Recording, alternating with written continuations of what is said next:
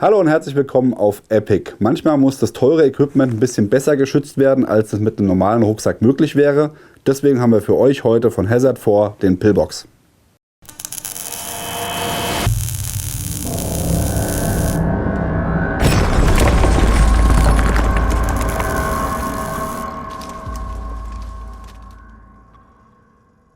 Gerade wenn wir hier Filme machen oder unterwegs sind mit Kameraequipment, in der Bahn, im Flugzeug, im Auto, ist immer die Gefahr da, dass da das Equipment beschädigt wird. Deswegen braucht man da eine Lösung, die ein bisschen mehr aushält als ein normaler Rucksack oder eine normale Fototasche.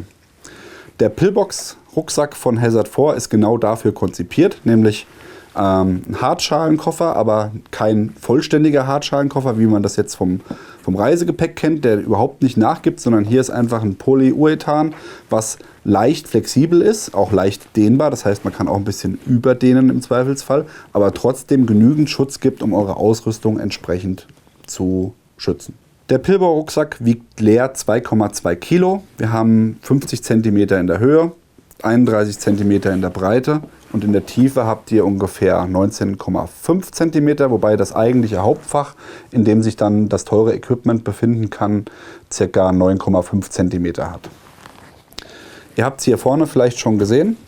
Rundumlaufend sind hier jeweils 2 Ösen im Case verbaut. Da könnt ihr entsprechend entweder einfach direkt mit Bungee-Cords arbeiten oder durchgehen. Oder aber von Hazard4 gibt es da entsprechendes Zubehör. Es gibt ein Beaver-Tail und es gibt die sogenannten Hardpoints, wo ihr dann einfach hier eine Lasche draufsetzen könnt, um da entsprechend nochmal mit Gurten oder mit sonstigen Sachen arbeiten zu können, um eine Drohne zu befestigen oder was ihr sonst noch so zum Fotografieren braucht. Bevor wir aufmachen, bleiben wir auf der Außenseite. Oben Carry-Handle mit einem Gummigriff, der entsprechend euch das ein bisschen leichter macht zu heben. Das Ganze habt ihr auch nochmal auf der Unterseite. Da ist es allerdings nur ein einfacher Nylongriff, aber da habt ihr einfach die Möglichkeit, den Rucksack so von A nach B zu heben. An den Seiten habt ihr Molle-Schlaufen und darunter liegen nochmal große Schlaufen, um Ausrüstung zu fixieren, wie zum Beispiel ein Stativ. Oben habt ihr einen D-Ring, um das Ganze nochmal zu sichern. Hier unten, das ist der Beckengurt. Der ist nur zur Fixierung des Rucksacks, also keine Lastenübertragung. Den könnt ihr dann auch bei Bedarf einfach entfernen. Dazu müsst ihr einfach nur hier den Gleiter hier durchfuddeln und dann geht das Ding raus. Am besten nach links drehen. Genau. So. Und damit wäre dann auch der Gurt entsprechend weg. Technisches Equipment hat natürlich ein bisschen Gewicht, deswegen muss man hier auch extrem gut polstern oder beziehungsweise mit einem guten Polster arbeiten. Für den Komfort habt ihr zur Polsterung im oberen Bereich ein Meshfeld, was sich auch hier an den Gurten fortsetzt. Darunter liegt hier dieses Foam-Material, wo entsprechend auch Lüftungsschlitze oder Lüftungskanäle fortgeführt sind, damit ihr da nicht so schnell schwitzt. Die Gurte haben, wie sich das gehört, natürlich auch hier entsprechend noch Schlaufen, horizontal und vertikal, um da entsprechend Ausrüstung noch zu befestigen. Hier nochmal 2 Klettlaschen und natürlich auch ein Brustgurt. Damit der Gurt oder damit die Gurte schnell abzunehmen sind, habt ihr hier Fastex-Verschlüsse. Damit könnt ihr dann im Zweifelsfall schnell den Gurt trennen. Der Beckengurt hat eine Besonderheit, der ist nämlich abschließbar. Das heißt, wenn ihr hier in der arretierten Position seid, das sieht man hier auch, das sind aufgedruckt ein offenes Schloss und ein geschlossenes Schloss. Da passiert mal gar nichts. Wenn ihr dann den Riegel nach unten legt und kräftig drückt, lässt sich dann entsprechend die Schnalle öffnen. Ganz nettes Feature, wie ich finde. Kommen wir zum Innenleben. Wir haben einmal hier das Frontfach. Das ist quasi komplett zu öffnen über die ganze Fläche. Da kommt jetzt eine Besonderheit, nämlich wenn ihr das Frontfach so öffnet, wie ich es jetzt gerade geöffnet habe, dann bleibt das hier stehen bis hierher und nicht weiter. Das hat folgenden Hintergrund: Wenn ihr hier vorne nochmal Akten oder Kataloge oder sonst irgendwas reintut, dass die nicht rausfallen, hat er hier einen Stopp. Aber wenn ihr jetzt sagt, ich möchte doch das Fach ganz öffnen, braucht ihr einfach nur mit beherzt ziehen. Und damit löst sich hier diese Flappe, die mit Klett am Hauptteil befestigt ist. Gehen wir aber nochmal hierher, bevor wir uns dieser Seite widmen. Hier habt ihr nämlich dann quasi nochmal die Innenseite der Hard Access Points. Die sind abgedeckt mit Klett. Das heißt, ihr habt zumindest mal einigermaßen Regenschutz. Also es kann nicht direkt reinregnen, sondern es ist zumindest mal mit einem Klett abgedeckt, wenn ihr dann die Hard Points nicht nutzt. Der vordere Bereich ist hier mit einem kleinen Admin-Organizer versehen. Das heißt, ihr habt 2 breite Taschen, wo ihr zum Beispiel Energieriegel oder Knicklichter oder sonst was reinpacken könnt. Dann habt ihr 2 Halter für Stifte. Dann habt ihr 4 Slots für SD-Karten oder ähnlich flache Gegenstände. Dahinter ist eine größere Tasche, wo ihr nochmal ein bisschen Kleinzeug reintun könnt. Und da hinten dran ist ein großer Bereich, der von der Tiefe her ein Telefon aufnehmen könnte. Hier oben ist ein ganz weiches Vlies verbaut oder angenäht. Das kann man für Patches nutzen. Habe ich jetzt hier mal von Hazard 4 einen drauf genagelt und unseren Epic Patch. Und hier unten habt ihr nochmal Molle Klett, wo ihr entweder Molletaschen einfädeln könnt oder aber mit Klett entsprechend nochmal Taschen aufsetzen könnt. Dahinter befindet sich auch ebenfalls mit diesem weichen Vlies gepolstert ein Fach, wo ein Laptop reinpassen würde. Hazard 4 sagt, es geht bis zu 16 Zoll. Wir haben hier ein 15 Zoll. Das passt ohne Probleme hier auch rein. 17 Zoll geht hier leider nicht.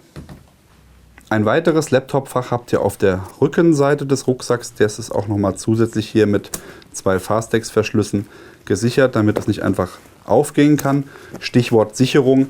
Die Reißverschlüsse haben alle jeweils hier nochmal eine Öse, wo ich entsprechend auch mit Schlössern arbeiten kann. Das heißt, der Inhalt ist wirklich jederzeit vor Fremdzugriff geschützt.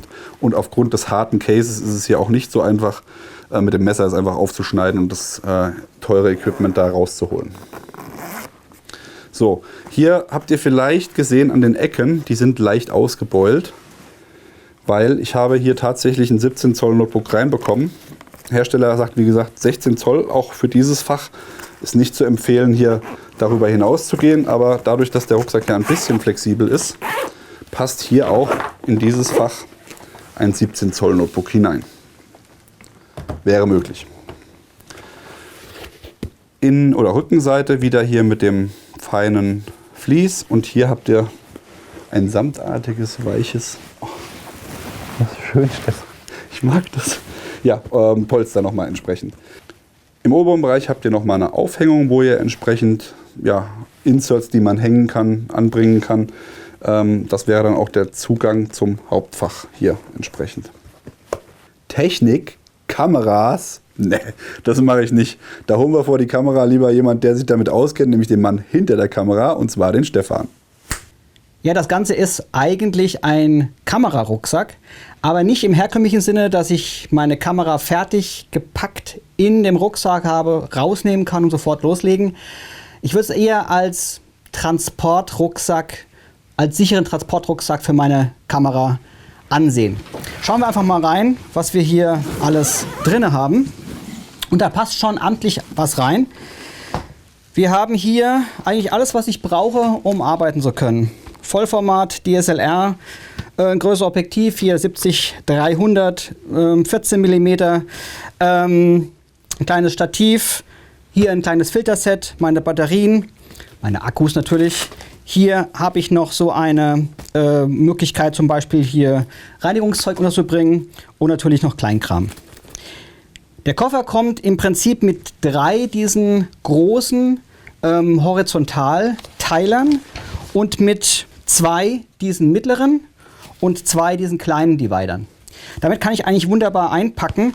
Man hätte hier auch die Möglichkeit, auf der Rückseite hier noch irgendwas mit Klett dran zu machen, aber dieses weiche Vlies ist eigentlich perfekt, um gerade diese sensible Technik und das Gehäuse und diese Objektive zu schützen.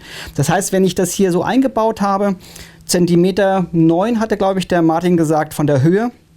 Das heißt, ich kriege hier ein Vollformat-Body rein, allerdings nicht mit Objektiv. Finde ich auch gar nicht schlimm. Ich habe hier auf jeden Fall meine Sachen schön geschützt. Laptop dabei, Sachen dabei. Was ich auch mal sehr wichtig finde, gerade für Reisen, das hat auch die Größe für ein Handgepäck. Bei fast allen Fluggesellschaften kann ich das als Handgepäck mit in die Kabine nehmen. Oben ins Staufach rein oder vielleicht sogar zwischen die Sitze. Ich habe alle meine empfindlichen Elektronik dabei. Wie Martin schon gesagt hat, ist es hier kein super Hardcase, aber es ist auf jeden Fall so eine Shell-Konstruktion, die dafür sorgt, dass die Kraftübertragung nicht bis in die Mitte durchkommt. Also gerade diese Sandwich-Geschichte, dass ich auf der Vorder- und auf der Rückseite Staufach habe, das ich nutzen kann oder auch nicht nutzen kann, habe ich es sichergestellt, dass mein Hauptteil, mein Hauptcompartment mit der Kamera, mit den Objektiven hier wirklich super geschützt ist. Eine absolut coole Geschichte. Vielleicht eine Sache noch zum Schluss. Man sieht hier schön, wenn ich hier habe ich ein ganzes Filterset drin. Dieses Filterset ist jetzt größer, als eigentlich diese Tasche ist. Aber das ist überhaupt kein Problem. Ich kann das hier rein stopfen und habe hier, wie man sieht, schon so ein bisschen ausgebeult. Aber der Reißverschluss und das ganze Design ist so großzügig gemacht, dass es auf jeden Fall reinpasst. Ja, natürlich kann man den Rucksack nicht nur für Fotoequipment nutzen, sondern auch für taktische Ausrüstung oder für alles andere, was ihr euch sonst noch vorstellen könnt. Ich habe jetzt mal den ganzen Innenraum leer gemacht, einfach, dass ihr mal seht, wie groß der Rucksack ist. Besonders schön ist hier nämlich durch diese steife Form, dass ihr die Möglichkeit habt, Klettmodule, Kletttaschen hier an die Seiten anzubringen, an die Rückwand oder hier an die Vorderseite. Ich könnte mir zum Beispiel auch gut vorstellen, dass man hier, gerade weil der Rucksack ja auch aussieht wie ein Fotorucksack, ja, wo jetzt keiner vermutet, da ist jetzt eine Waffe drin, ja, zum verdeckten Tragen von Kurzwaffen, Maschinenpistolen oder sonstigen Geschichten super funktioniert. Ja. Also das ist wirklich dafür ein guter Rucksack. Hat man natürlich keinen Schnellzugriff, wie das jetzt bei einem normalen Concealed Carry Rucksack wäre, wo man einfach aufreißt. Aber für den reinen Transport, um unauffällig unterwegs zu sein, kann ich mir das mit dem Pillbox Rucksack hier perfekt vorstellen. Der Pillbox von Hazard 4 bietet euch alles, was ihr braucht, um eure Ausrüstung effizient und sicher zu schützen. Wie der Stefan auch gesagt hat, von der Größe her genau die richtige Größe auch, um im Handgepäck im Flugzeug mit dabei zu sein. Da muss man nicht das teure Equipment aufgeben, sondern hat es wirklich immer bei sich. Ich würde niemals da meine Kamera, ich habe ja gar keine, der Stefan würde niemals seine Kamera aus der Hand geben. Es kann ja auch sein, dass man mal schnell irgendwo was fotografieren muss und dann hat man zumindest das Zeug immer dabei, auch wenn man jetzt die Kamera nicht zusammengebaut hier in diesem Rucksack transportieren kann. Ihr bekommt die Pillbox von Hazard 4 bei Recon Company. Den Link zu Recon Company blende ich euch unten ein. Wenn ihr noch Fragen zu dem Rucksack habt, schreibt es in die Kommentare. Wenn euch das Video gefallen hat, lasst ein Like da, abonniert den Kanal, denkt daran, die Glocke zu klicken und dann sehen wir uns beim nächsten Mal. Bis dann, macht's gut. Bye, bye.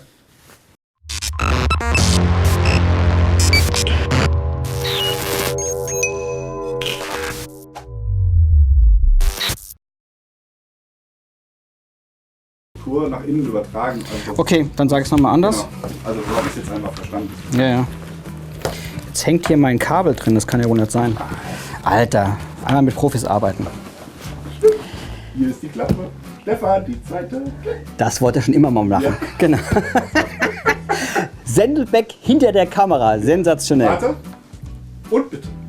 Danke. Und somit übergebe ich nicht mich, sondern an den Martin. Hey! Der Ton ist noch bei mir.